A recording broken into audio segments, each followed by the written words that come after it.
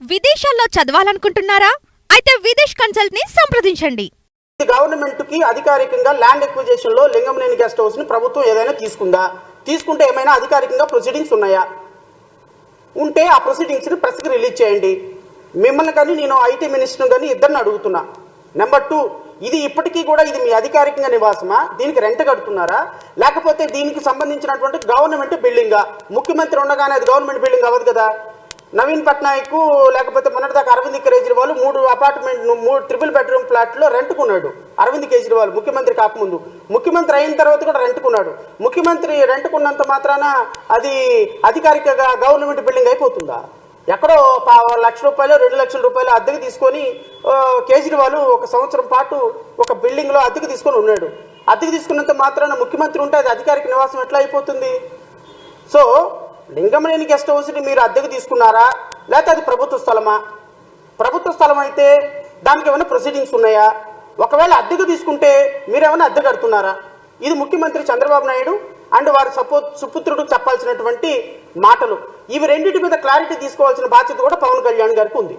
Number 3, ఇది ఒకవేళ లింగంనేని చెప్పినట్టుగా ఇది ప్రభుత్వానికి ఇచ్చేసి ఉంటే దీంట్లో మీకు ఏ విధమైనటువంటి సంబంధం లేదా? సంబంధం లేనప్పుడు ఇది నా బిల్డింగే, ఇప్పటికీ కూడా ఇది నా దగ్గరే ఉంది, మేము అన్ని అనుమతులు తీసుకుని కట్టాను, ఇది ప్రభుత్వానికి చంద్రబాబు నాయుడు గారికి ముఖ్యమంత్రి గారికి నేను ఓన్లీ రెంట్కే ఇచ్చానని చెప్తారా? ఒకవేళ ఇది సక్రమే అయితే, అక్రమం కాదు అని అనుకుంటే ఈ బిల్డింగ్ని ఇది సక్రమం బిల్డింగ్ కాదు, అక్రమ బిల్డింగ్, దీన్ని ఇమ్మీడియట్గా తొలగిస్తామని అప్పుడు ఇరిగేషన్ మంత్రి దేవినేని ఉమా గారు ఎందుకు చెప్పారు?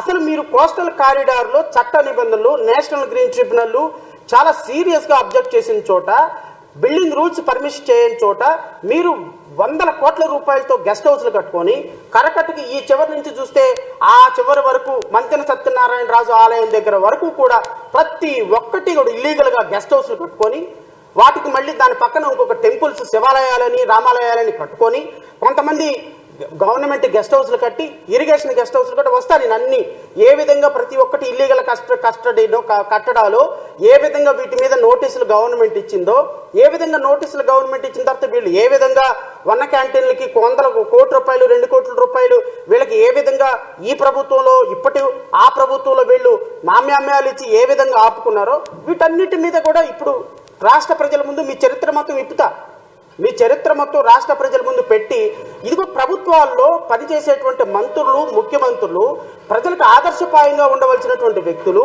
ఈ విధంగా ఇల్లీగల్ కట్టడాల్లో, ఇల్లీగల్ కన్స్ట్రక్షన్స్లో నివసిస్తూ ₹100 కోట్ల వ్యాపారాలు చేస్తూ ఉంటే, ఈ వ్యాపారాన్ని అరికట్టాల్సినటువంటి ప్రభుత్వ అధికారులు లక్షల రూపాయలు లంచాలు తీసుకొని జోగులాడుతూ ఉంటే, మరి ఈ రాష్ట్రంలో ఒక పేదవాడు ఒక ఇటుక పెడితే సాయంత్రానికి 10 మంది అధికారులు వచ్చి ఆ ఇటుకతో పాటు ఇంకో 10 ఇటుకలు కూడా పడగొట్టేటువంటి దుర్మార్గమైన వ్యవస్థలో ఇక ఈ రాష్ట్రంలో లా అండ్ ఆర్డర్ను పరిరక్షించాల్సింది ఎవరండి? నేను Lingamaneni guest house illegal construction అని చెప్పడానికి కూడా నేను ఒక రూల్స్ చదువుతా. ఆంధ్రప్రదేశ్ రాష్ట్రం ఏ విధంగా బిల్డింగ్ని కట్టాలి, ఏ విధంగా బిల్డింగ్లు కట్టకూడదు అని 7/4/2012 అంటే దీనికి ముందున్నటువంటి ఇంకా జిఓఎంఎస్ నెంబర్ 483, ఇది డేటెడ్ 24/8/1998, 511, ఇది 17/11/2000 సంవత్సరం. జిఓఎంఎస్ నెంబర్ 33, ఇది వచ్చి 3/3/2001. ఈ విధంగా పాత జీవోలన్నింటినీ కూడా రెఫర్ చేసుకుంటూ జీవోఎంఎస్ నెంబర్ 168లో 7/4/2012లో ఒక జీవో ఇచ్చింది. ఈ జీవో ప్రకారంగా రూల్ 4, ఈ జీవో ప్రకారం rule 3 which specifically says no building development activities shall be allowed in the bed of river water bodies like river or nala and the full tank level or the lake, pond, చెరువు or Kunta, shikam lands.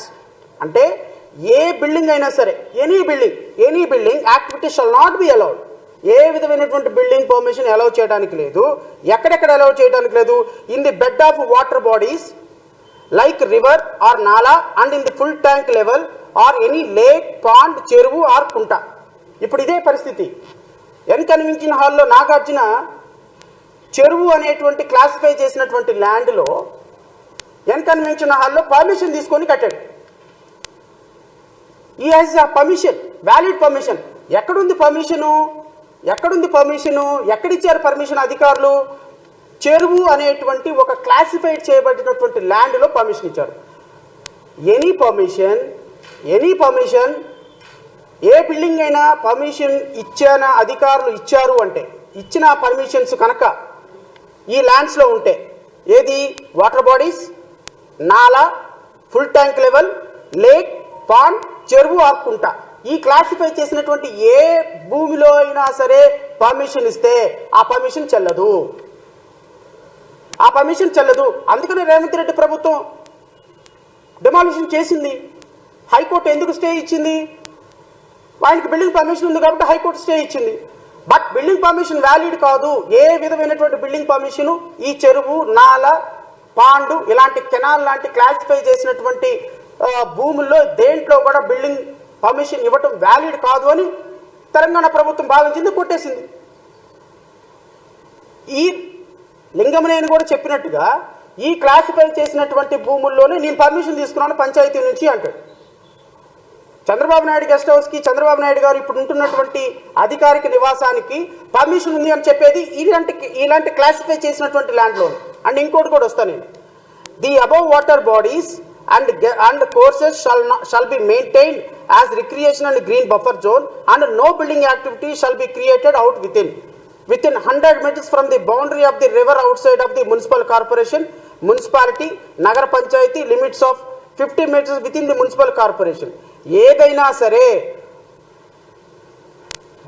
Buffer జోన్లో అంటే Krishna above water బాడీస్లో ఉన్నటువంటి buffer జోన్లో ఏ building activity 100 metres లోపు అంటే కృష్ణా నది పారుతున్నటువంటి ఏ దగ్గరైనా సరే 100 మీటర్స్ లోపు ఏ బిల్డింగ్ కన్స్ట్రక్షన్ చేయకూడదు.